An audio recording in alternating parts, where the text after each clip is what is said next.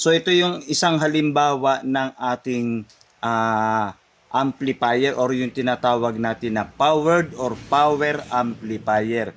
So malalaman ninyo ang isang power amplifier kapag wala pong Bluetooth, USB, or FM, no? Tapos walang mga bass, walang saksakan ng mic, no? Walang tinatawag natin na treble, walang ganon. Talagang volume lang. Actually may mga power amplifier na 4 channel, no? May 4 na ganito. Itong ating Joson Uranus Max na sobra ang bigat talaga. So, mga ano to mga pure copper to. Ibig sabihin ng pure copper, so yung pinaka-transformer niya, hindi basta-basta po ito umiinit kahit sa babaran, no? So ito po yung ating Joson Uranus Max. Kung hindi ako nagkakamali, parang nasa 3,005 or 3,000 plus na wattage po ito. At mataas po ang RMS nito or yung tinatawag natin na yung stable na tunog, no? So yung ating tinatawag nga na RMS, root mean square. Oh, ganun na, no? Kalimutan ko na kasi tagal na, hindi ko na nare-review yan eh.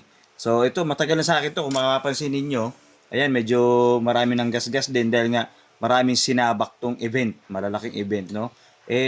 Ang tanong sa atin, Danny Luha, kung power amplifier yan, saan kami kukuha ng source of music? Wala palang Bluetooth yan, wala palang USB, no? Ginagamitan po ito ng audio mixer, no? Yung iba, talagang kaming mga nagsa-sound system, hindi lang naman audio mixer, equalizer, crossover, maximizer, exciter, or kung ano pa mang module or katulong nito sa aming mga pang sound system.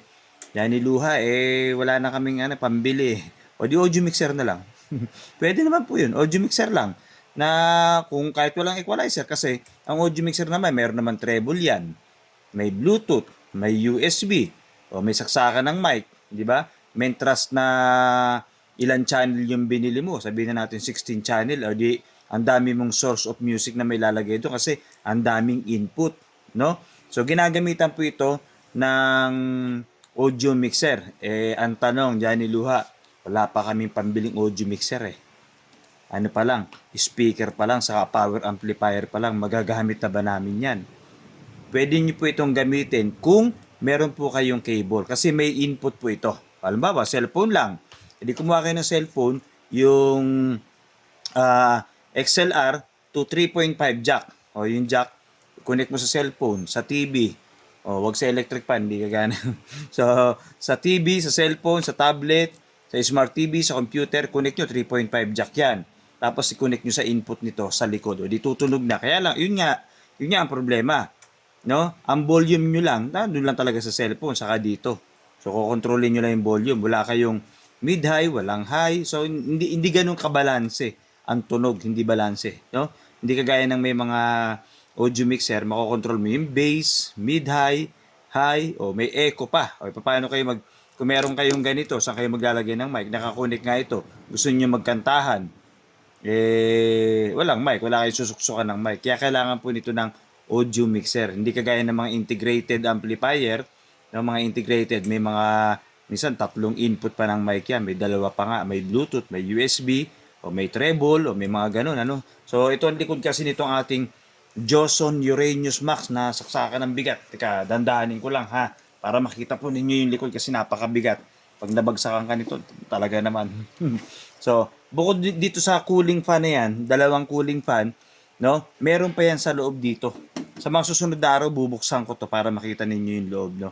So, ito yon XLR, input, pwede kayo mag-link, no? Pwede pa kayo mag-link at, XLR, ayan, female XLR po ang ginagamit.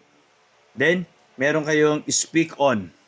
Ibig sabihin ng speak on, so yun yung speak on connector para sa mga speaker ninyo. Bukod sa banana plug, pwede pa. No? Sa banana plug yan. Sa mga susunod na araw, bubuksan natin to para makita ninyo yung loob. Kasi wala naman na tong warranty. Dahil ilang taon na sa akin to, so wala na. Void na yung warranty nito kahit pa sabihing silyado pa yan or hindi pa nabubuksan. No? Ano yan, pwede na natin buksan yan. Papakita ko sa inyo sa mga susunod na araw. Yan po ang abangan natin. No? So, ganyan po ang mga power amplifier. Okay? So, yung mga connection nito, tinuturo ko naman sa inyo.